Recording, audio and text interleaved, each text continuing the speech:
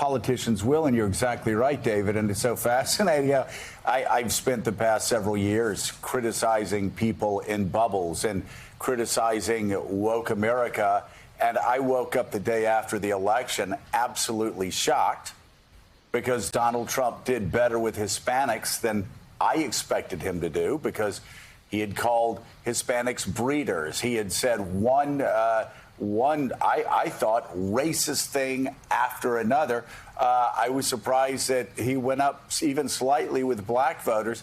But it's Congressman, a lot of times people, they look at their own lives. They look at, it was a real learning lesson for me that actually I was even isolated. Here, I don't live far from Miami-Dade, and I had Republicans telling me the entire year, we're going to do great in Miami-Dade. You guys are missing it on the Hispanics. You think that they're listening to everything Donald Trump's saying. They're not. They're firemen. They're police officers. They want to get back to work. It was even a real awakening for me, a guy who's a small government conservative.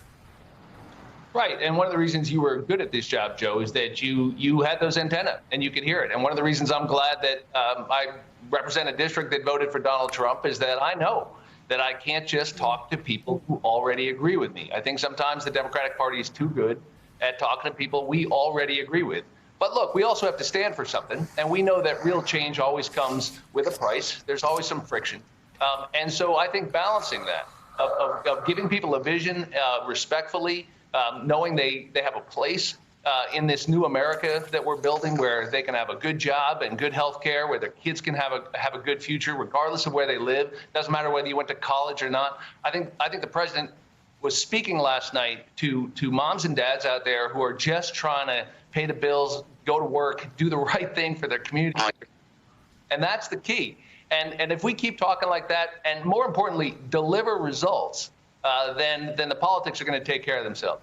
And Congressman, those ideas that he put forward last night, the president, obviously they're very expensive, but they're also very popular. We've showed the polls over the last couple of months for these major pieces of legislation.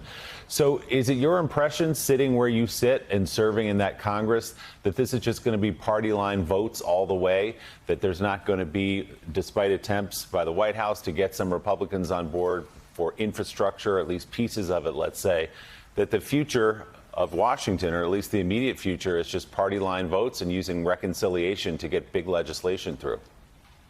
Well, look, I mean, we all want Republicans to come to the table.